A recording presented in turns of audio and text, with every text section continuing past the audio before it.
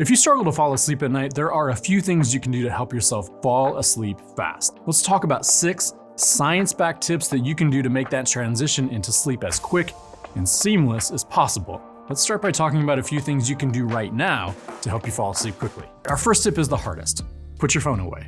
Now wait, watch the video till the end before you do that, and then go ahead and ditch your phone. Blue light from your phone can wreak havoc on your melatonin production. We need our brains to produce melatonin to get to sleep, and being bathed in that blue light tells our brains, well, to stop producing melatonin. Have you ever stayed up late scrolling social media on your phone, maybe like what you're doing right now, and then you find it hard to fall asleep when you put your phone down? Well, that's likely a combination of both that mental and psychological engagement from scrolling, those dopamine hits that we love, but it's also the blue light that's influencing your melatonin production. So the first thing you should do if you want to fall asleep quickly is to put your phone away and give your body about 20 to 30 minutes of doing something relaxing. Maybe read, maybe meditate. It's gonna help you properly wind down from all that blue light. By blocking extra light, you're gonna be surprised at just how quickly you doze off. It's also important to account for any noise. If you don't have a white noise machine, you can use a fan, you can use an air purifier, anything that really creates some soft white noise to mask any sounds. Earplugs are also a great choice too. You can find those at any corner drugstore. They're a cheap and easy way to block noise. Now, while we're talking about the bedroom environment, one really important way to fall asleep fast is to lower the temperature in your bedroom.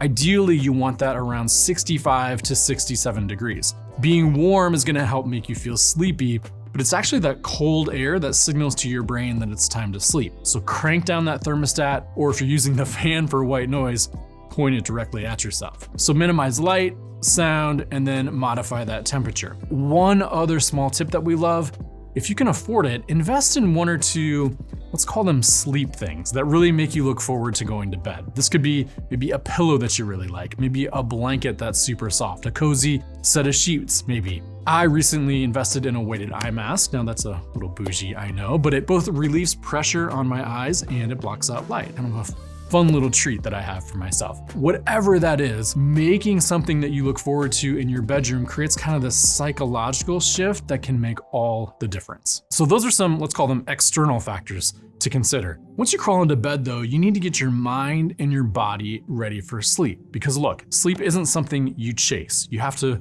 surrender to it.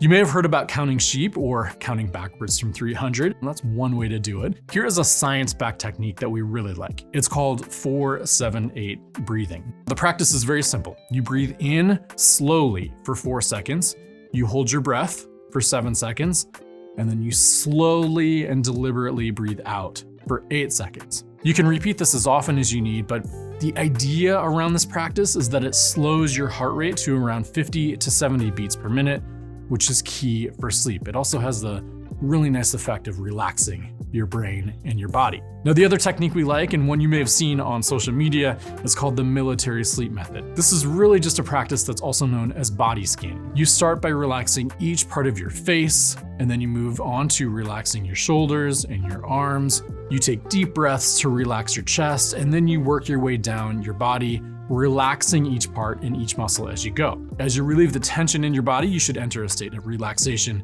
and calm, and then drift into sleep. But if breathing techniques aren't your speed, here are a couple of other things that you can try. First, try to recount in as many vivid details as you can everything you did during the day. Think about what mug you selected to drink your morning coffee, what route you took to work, or maybe even what you ate for lunch, what that food tasted like. On the other hand, you can also create a house in your mind and walk through every room in the house, examining all the little details. Here's a pro tip though, don't make it too extravagant. You want to be able to sleep.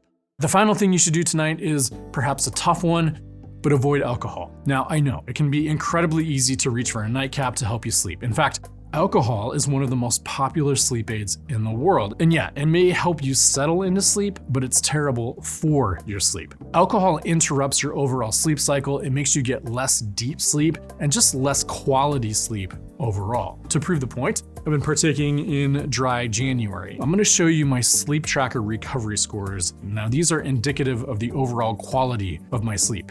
Tell me when you think I stopped drinking. So if you do want to enjoy a drink or two, just drink 1 glass of water between each drink and cut yourself off 3 hours before bedtime. Like a student cramming the night before an exam, worrying about your sleep right before bed is sometimes too late. If you're doing all of these things and you still have trouble falling asleep, it very well could be some of those behaviors during the day that have the biggest impact. First, be mindful of your caffeine intake. If you're having issues sleeping, it could be because you had a caffeinated drink too late in the day. Caffeine has a quarter life of about 10 hours. So if you drink 400 milligrams of caffeine, about 10 to 12 hours later, you could still have up to 100 milligrams of caffeine in your body. Our general tip is to avoid drinking coffee or any caffeine after about noon or 1 p.m. each day. Another thing you can do during the day, just move your body. You know how when you get kids outside running around all day, how they just seem to pass out once bedtime hits? Well, the same kind of thing happens to us grown-ups. Getting enough exercise each day, moving our bodies both relieves stress, it resets our circadian rhythm, and it helps boost our deep sleep. This doesn't need to be vigorous, high-intensity movements every day, though that certainly helps. Just getting enough movement to elevate your heart rate for a bit, move around, preferably outside so you get some of that sunlight, that's all gonna set you up for a great night of sleep. Now, I know falling asleep at night can be a major struggle for some of you and incredibly frustrating. I totally get it. Maybe your issue isn't necessarily falling asleep, and instead you're someone who wakes up in the middle of the night and is just, up. Falling back to sleep in the middle of the night can be its own task, and to help you with that, we have a video all about that right here. What about you? What tips have you tried to get yourself to fall asleep fast at night? We'd love to hear about them, so leave a comment below. While you might not be able to force sleep to come each night, you can set the conditions for it to arrive much easier, much faster, and drift off into a dreamy sleep. That's it for this one, everyone. Thanks for watching. Sleep well.